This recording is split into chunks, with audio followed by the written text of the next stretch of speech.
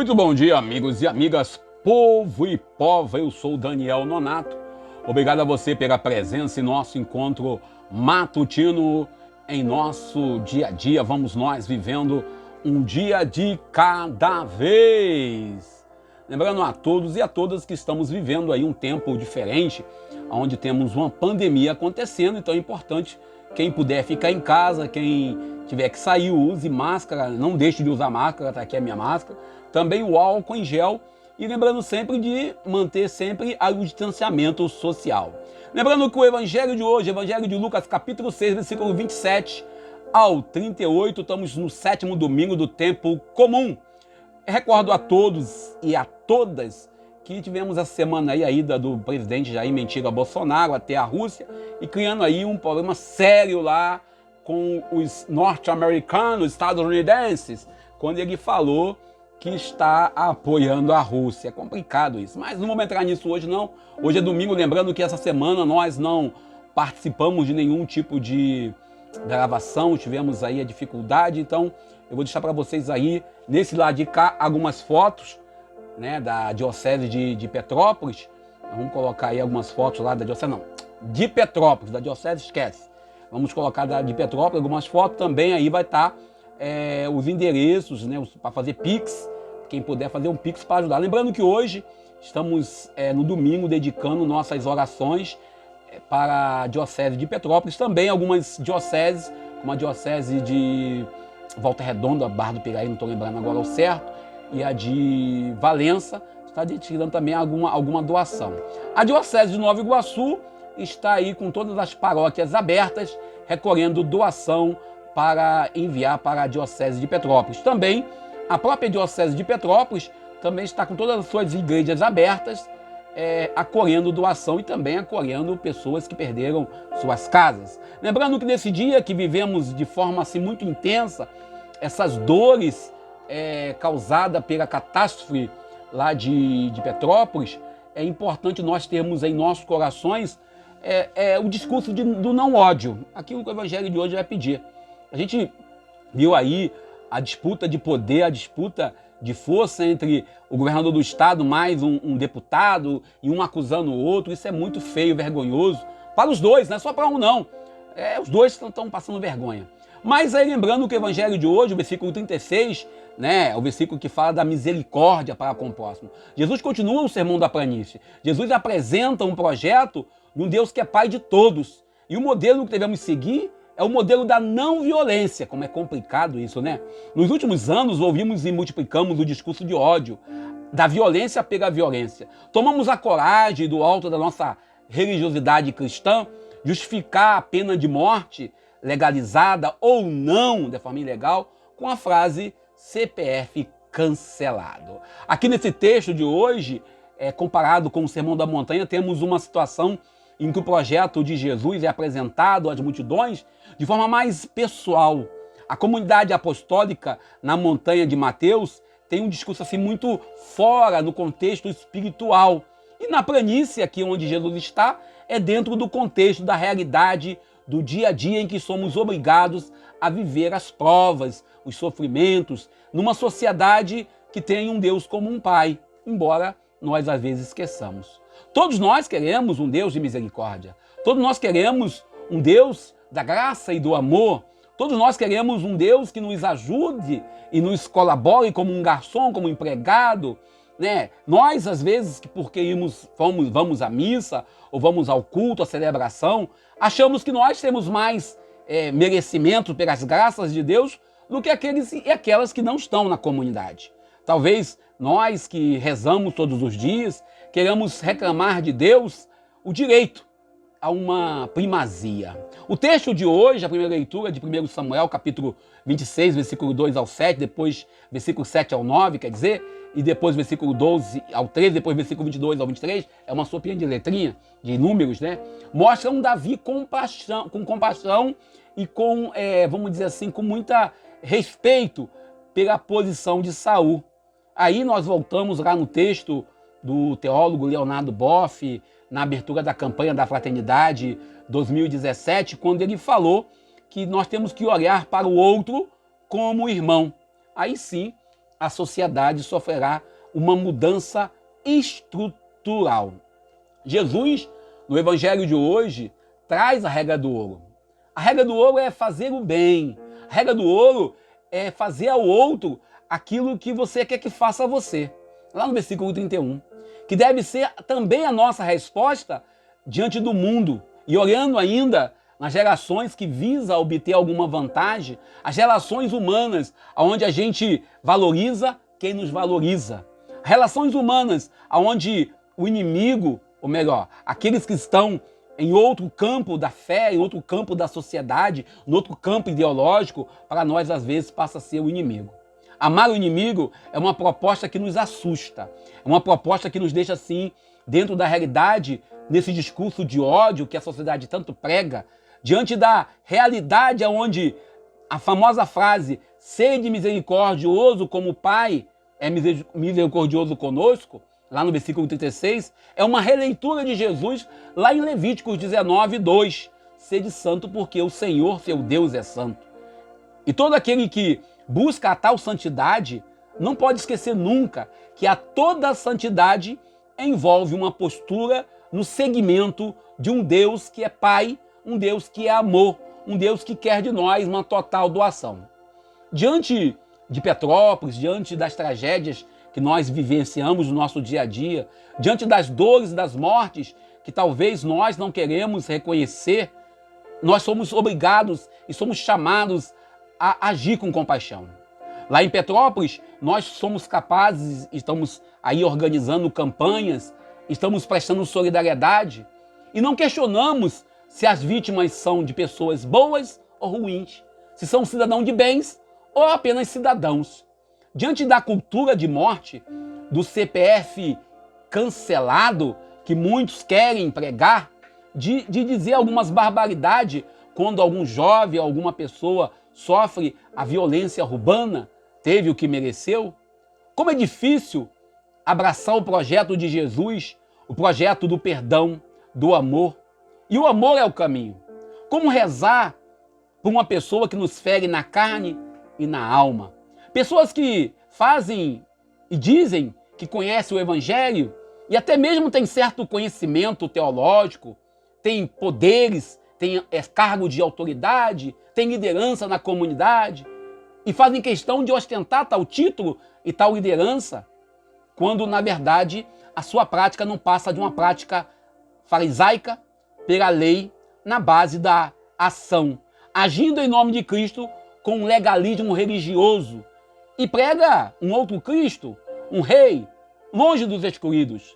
Justifica as conquistas cometendo as maiores omissões diante da dor e sofrimento de um povo excluído, um povo que está na fila do osso, um povo que passa fome. Talvez hoje estejamos nós solidários com a querida realidade da cidade de Petrópolis. E aí eu lembro muito bem lá com o padre Alfredinho, onde nós estávamos no encontro e tinha lá mais de 5 bispos, e ele disse que entre as prostitutas e também entre os cachaceiros havia muito mais comunhão do que em muitas igrejas suntuosas, onde a misericórdia não passa na porta pelo excesso da lei e uma espiritualidade de casca. Nesse caso, eu quero deixar bem claro que muitos se escondem e aqueles que atacam o padre Júlio Lancelotti, embora eu não tenha concordado com a fala do padre defendendo o vereador que adentrou a igreja, e aí não interessa lá no Paraná, no meu caso eu não vou entrar no mérito, eu acho que o vereador queria like, queria causar, queria ficar famoso. E nesse caso, o tal grupo foi para a mídia com um discurso atacando e querendo que se aplique a justa pena ao padre Júlio Lancelotti por ele ter dito que o vereador fez uma entrada, invadiu, sei lá, como quiser usar o termo. Só demonstramos como estamos inseridos na sociedade do vamos usar a lei, vamos usar a força. E com chicana, demonstrando uma espiritualidade fora do sonho de Deus, uma espiritualidade do culto, da reza, uma espiritualidade apenas do rito, esquecendo viver plenamente essa prática da misericórdia. Às vezes somos assim, agimos e reagimos com o mal, pelo mal que nós sofremos. Não agimos da maneira de Jesus. Nós queremos defender nossa honra e seguindo Jesus com o discurso, mas aplicamos e praticamos aquilo que Barrabás fez. De acordo com a tradição, diz que ele era um líder guerreiro, não um ladrão, como alguns falam por aí. E nós temos que mirar, sendo cristão, o modelo de São Francisco de Assis, e mesmo não sendo cristão, olhar o modelo de Gandhi, também, por que não, olhar para Luther King e tantos outros que agiram e agem pela paz no mundo, sem o uso das armas ou da violência. É uma contradição diante da política que defende que cada um tenha uma arma de fogo em casa. Sabemos claramente que, na realidade, uma arma em casa poderia cair nas mãos de uma criança, jovem, adulto, idoso, que, destruído em seus sonhos, tomará medidas que a mesma sociedade que reza aos domingos e lê essa passagem bíblica justifica com a frase de efeito pronta. Entre elas, morreu porque devia. CPF cancelado.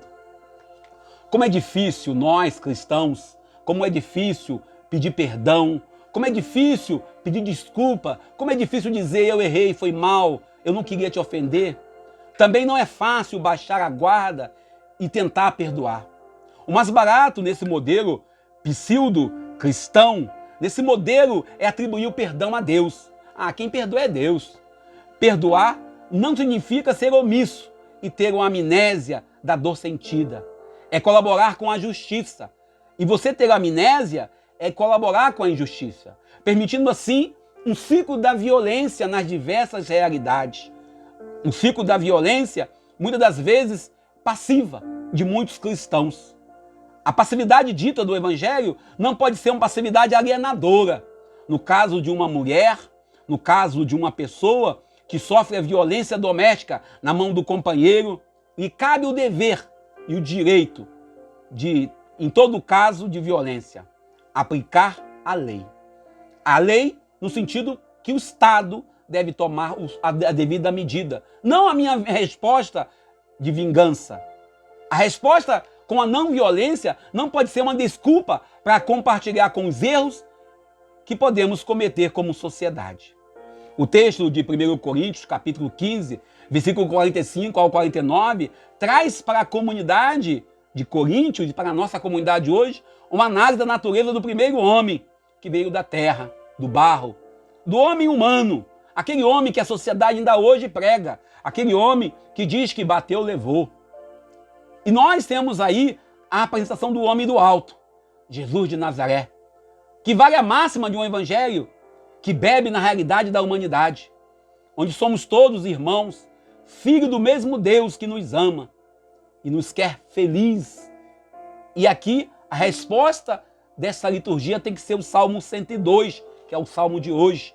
O Senhor é clemente e cheio de compaixão. Não tem como não ser tocado pela cena de Petrópolis, daquela mãe com a enxada, caçando a filha ou o corpo da filha.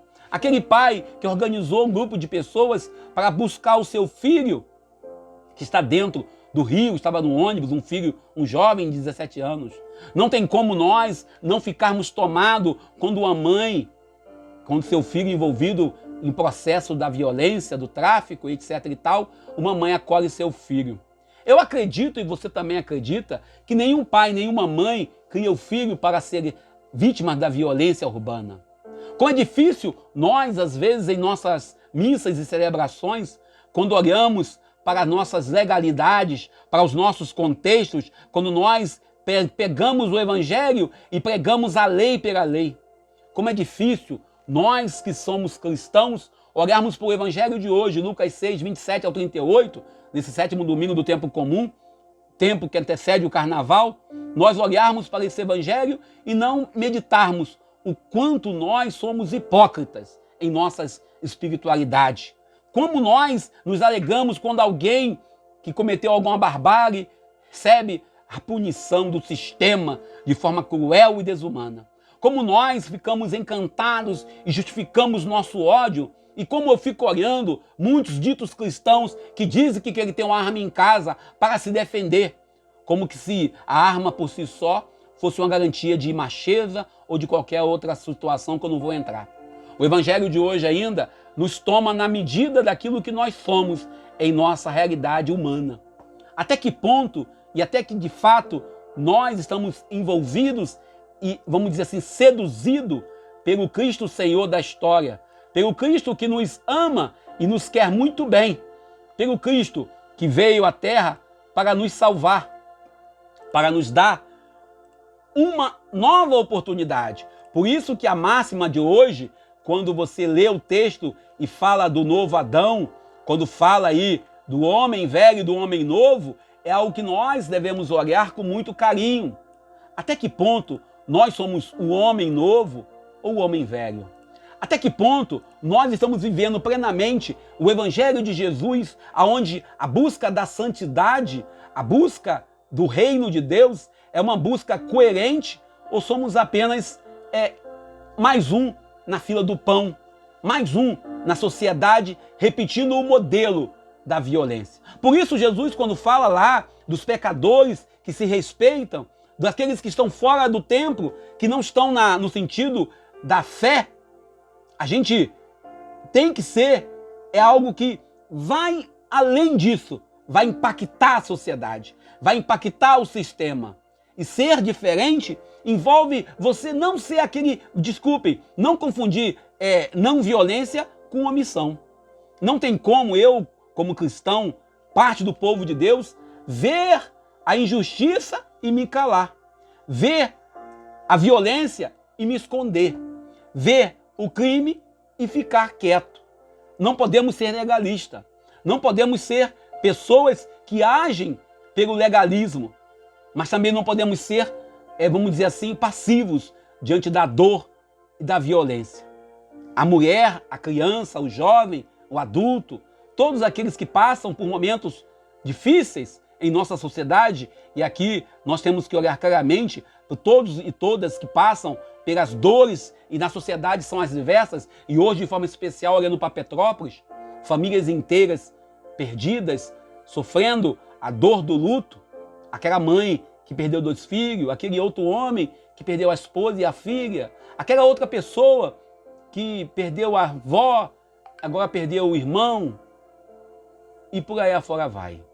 Eu paro por aqui, agradeço a vocês pelo carinho, pela sua bondade, pela sua presença fraterna, pedindo a Deus que nos abençoe e nos ajude, que possamos viver plenamente e hoje, de forma especial, olhando para Petrópolis, olhando para a realidade daqueles e daquelas que passam por algum tipo de dor. Também olhando para a nossa prática de vida. Hoje é dia de você olhar no seu coração, é dia de eu olhar no meu coração e ver quem é a pessoa que me magoou, quem é a pessoa que me fez sofrer e com essa pessoa fazer as pazes. Eu paro por aqui, agradeço a você pelo carinho, pela presença. Eu sou o Daniel Nonato, que bom que você está aí do outro lado, reze pela minha conversão. Eu sou um pecador miserável, já dizia Dom Luciano Bergamin, que possamos nós nos encontrarmos plenamente. Lembrando ainda, desempregado, faz 1 ano que nós estamos passando por essa tempestade. Lamentamos e sabemos muito bem que é preciso trabalhar, e aquilo que eu já cantei, já coloquei em letras e já escrevi, um homem sem trabalho é um morto. Infelizmente, eu descrevi isso outro dia, vivemos aí como um zumbi social. Também a frase de Padre Alfredinho. Eu paro por aqui, agradeço a você pelo carinho, eu sou o Daniel Nonato, bom dia, e até daqui a pouco, durante o dia, vamos nós participar de uma missa daqui a pouco, e vamos juntos nessa graça caminhando.